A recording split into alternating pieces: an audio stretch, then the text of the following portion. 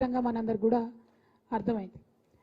అయితే ఇవాళ నేను తెలంగాణ ప్రజలకు దేశ ప్రజలకు కూడా చేసే విజ్ఞప్తి ఏంటిదంటే ఇది కేవలం టికెట్లు వచ్చినప్పుడు టికెట్లు ఎన్ని ఇచ్చినాం, ఏ పార్టీ ఎన్ని ఇచ్చింది అనేటటువంటి కొట్లాట మాత్రమే కాదు.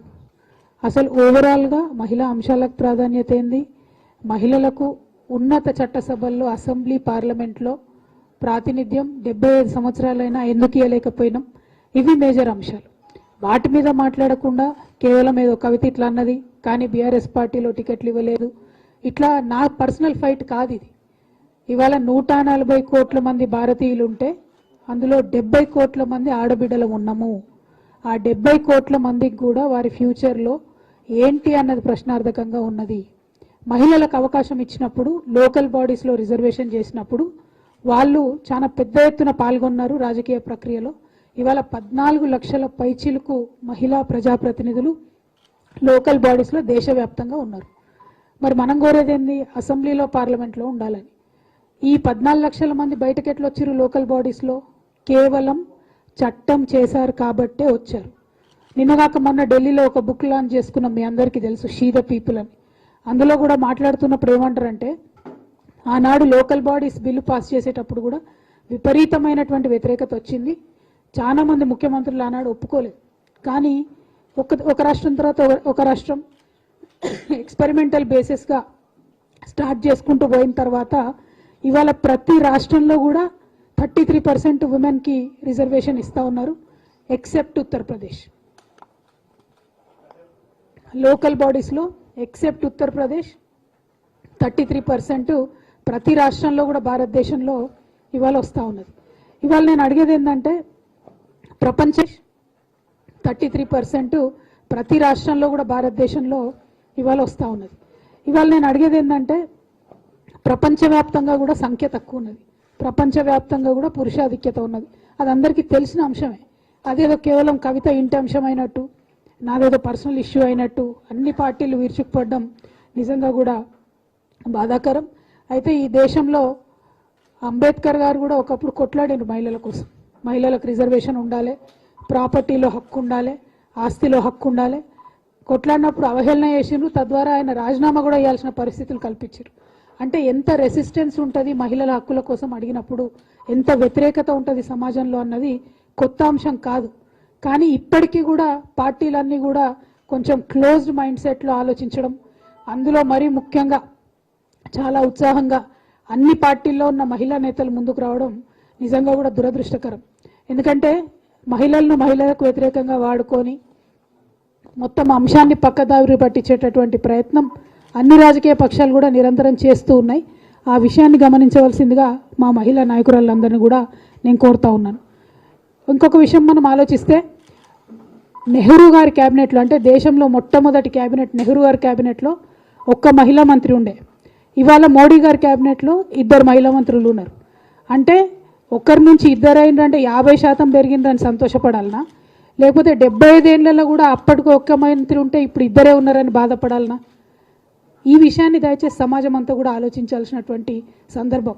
ఎట్లా అర్థం చేసుకోవాలి దీన్ని, ఏ కోణంలో అర్థం చేసుకోవాలి? అన్ని రంగాల్లో ముందున్నారు మహిళలు, ఆఖరికి స్పేస్లకు కూడా పోయినరని చెప్పి మనం గొప్పగా చెప్పుకుంటాం. కానీ అన్ఫార్చునేట్లీ ఏంటంటే మొదటిసారి పార్లమెంట్లో 4.5% మంది మహిళలు ఉంటే ఇవాళ 12.5% మంది మహిళలు ఉన్నారు. అంటే 75 ఏళ్లలో మనం సాధించిన పురోగతి ఏంటంటే కేవలం 88% ఇంప్రూవ్మెంట్ తప్పితే ఇంకోటి లేదు. సో నేను మీ అందరితో, అన్ని పార్టీ వాళ్ళతో కూడా నేను రిక్వెస్ట్ చేసేది ఏంటంటే ఇది నా ఇంటి సమస్య కాదు, ఇది మహిళల సమస్య. మన మొత్తం భారతదేశంలో ఉన్న 70 కోట్ల మంది మహిళల సమస్య. ఇవాళ రాజకీయాల్లో ఉన్నటువంటి 14 లక్షల మంది ఆడబిడ్డల సమస్య. సర్పంచులు జెడ్పీటీసీలే అక్కడే ఆగిపోవాలా, పైకి రావాలా అనేటటువంటి అంశం ఇది. ఇవాళ మీరు చూసుకున్నట్టయితే స్వతంత్రం వచ్చి 75 ఏళ్ళు అయిన తర్వాత మణిపూర్లో మొట్టమొదటిసారి 2 మహిళా ఎమ్మెల్యేలు ఎన్నికైనారు. అంటే ఇంతవరకు మణిపూర్ అసెంబ్లీలో కనీసం మహిళల ప్రాతినిధ్యం లేదు. నిన్నగాక మొన్న జరిగిన ఎలక్షన్లో 2 మహిళలు గెలిచింది, ఫస్ట్ టైం ఇన్ 75 ఇయర్స్. ఇట్లా ఒక పక్క కొంత స్టెప్ బై స్టెప్ పురోగతి జరుగుతూ ఉంటే నిన్న హర్యానాలో, అది కూడా బీజేపీ రూల్డ్ స్టేటే, మరి హర్యానాలో ఒక చట్టం చేసారు. ఏంటంటే 10వ తరగతి చదువుకున్న వాళ్ళే ఎలక్షన్లు కొట్లాడన్నట్టు. అక్కడ ఉన్నటువంటి మహిళా సంఘాలందరూ చెప్పేది ఏంటంటే ఇక్కడ మహిళలు 33% రిజర్వేషన్లో భాగంగా పెద్ద ఎత్తున రాజకీయాల్లోకి వస్తూ ఉన్నారు కాబట్టి దాన్ని ఓర్చుకోలేక 10వ తరగతిని రిస్ట్రిక్షన్ పెట్టిండ్రు, తద్వారా మహిళలు రాకుండా ఈ చట్టం తీసుకొచ్చిండ్రు అనేటటువంటిది ఇంకొక చర్చ నడుస్తూ ఉంది. అంటే బీజేపీ రూల్డ్ ఉత్తరప్రదేశ్లో ఇప్పటి వరకు లోకల్ బాడీస్లో దేశమంతా రిజర్వేషన్ ఉన్న 33% ఇవ్వలేదు. అదేవిధంగా హర్యానా, బీజేపీ రూల్డ్ హర్యానాలో మహిళలకు వ్యతిరేకంగా చట్టాలు చేస్తున్నారు. మరి ఇక్కడున్న బీజేపీ మహిళా నాయకులు కిషన్ రెడ్డి గారు నా మీద విరుచుకుపడతా ఉన్నారు. మరి లాభం ఎవరికి జరుగుతున్న దీనివల్ల అన్నది దయచేసి బీజేపీ మిత్రులు ఒకసారి ఆలోచించవలసిందిగా నేను కోరుతా ఉన్నాను. అల్టిమేట్గా ఇవాళ మనం చూసినట్టయితే నిన్న కాంగ్రెస్ పార్టీ రేవంత్ రెడ్డి గారు చాలా అవహేళనగా చాలా ఇదిగా మాట్లాడడం జరిగింది. నేను వారిని కోరేది ఏంటంటే 1996లో దేవగౌడ గారు first time women's reservation bill కోసం ప్రవేశపెట్టడం జరిగింది. ఆనాటి నుంచి 2010 వరకు ఆయన 2 పర్యాయాలు ప్రయత్నం చేసిండ్రు.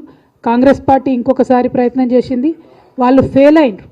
2010లో రాజ్యసభలో సోనియా గాంధీ గారి నేతృత్వంలో పాస్ చేసుకోవడం జరిగింది. ఆ విషయంలో మేము ఆల్రెడీ సోనియా గాంధీ గారికి ధన్యవాదాలు చెప్తున్నాం.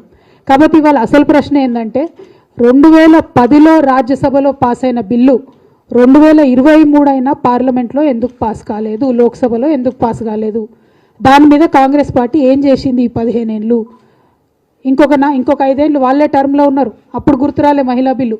10 ఏళ్ళ నుంచి మోడీ గారు ఫుల్ మెజారిటీతో ఉన్నారు, ఎన్నడూ సోనియా గాంధీ గారు మాట్లాడలే, ఎన్నడూ ప్రియాంక గాంధీ గారు మాట్లాడలే, అప్పుడు గుర్తుకు రాలే మహిళా బిల్లు. కవిత పోయి జంతర్ మంతర్ దగ్గర ధర్నా పెడితే అప్పుడు గుర్తొచ్చింది అందరికి మహిళా బిల్లు. అరే ధర్నా చేసేటోళ్ళని అడిగేటోళ్ళని నన్ను ప్రశ్నిస్తారా? అసలు బిల్లు పాస్ చేయాల్సిన మోడీని ప్రశ్నిస్తారా? ఎప్పుడన్నా రేవంత్ రెడ్డి గారు మోడీని క్రిటిసైజ్ చేయంగా చూసిర్రా అండి? ఎన్నడన్నా ఏ ఇష్యూలన్నా? అంటే ఇప్పుడు అర్థమవుతున్నది ఏంది, బీజేపీ కాంగ్రెస్ దొందే. మహిళల విషయంలో, మహిళల హక్కుల్లో అల్టిమేట్గా చట్టం చేస్తేనే ఈ దేశంలో మహిళలకు రక్షణ, చట్టం చేస్తేనే మా రాజకీయ ప్రాతినిధ్యం పెరుగుతుంది. కానీ అది చేసే ఉద్దేశం ఈ 2 పార్టీలకు కూడా లేదు అని విస్పష్టంగా వారు నిన్న మరొకసారి నిరూపించుకున్నారు. సో నా రిక్వెస్ట్ మా తెలంగాణ ప్రజలతో, మా ఆడబిడ్డలతో, దేశవ్యాప్తంగా ఉన్నటువంటి మా ఆడబిడ్డలందరితో ఒకటే, చట్టం వస్తేనే మనకు రేపటి నాడు రాజకీయ ప్రాధాన్యం వస్తుంది. చట్టం కోసం పోరాటం చేద్దాం. ఇప్పుడు మన తెలంగాణలో ఎన్నిక అయిపోయిన తర్వాత 3వ సారి మళ్ళా కేసీఆర్ గారే గెలుస్తారు. బీఆర్ఎస్ పార్టీ ప్రభుత్వమే ప్రజల దయ వల్ల తప్పకుండా వస్తుంది. ఆ తర్వాత శీతాకాల సమావేశాల్లో డిసెంబర్లో మళ్ళీ భారీ ఎత్తున జంతర్ మంతర్ దగ్గర నేనే ధర్నా పెడతా. సోనియా గాంధీ గారికి కూడా ఇన్విటేషన్ ఇస్తా, ప్రియాంక గాంధీ గారికి కూడా ఇన్విటేషన్ ఇస్తా, మా డీకే అరుణమ్మ దగ్గర నుంచి మొదలు పెడితే స్మృతి ఇరానీ దాకా కూడా ఇన్విటేషన్ ఇస్తా. ఎవరెవరు వస్తారో, ఎవరెవరు రారో, చిత్తశుద్ధి ఉంటే బీజేపీ పార్టీ బిల్లు పెడుతుందా, ఆ బిల్లును కాంగ్రెస్ సపోర్ట్ చేస్తుందా, దూద్ కా దూద్ పానీ కా పానీ అప్పుడైతుంది. ఈ నాయకులందరూ అప్పటి వరకు సంయమనంతో ఉండాలని చెప్పి కోరుకుంటున్నాను.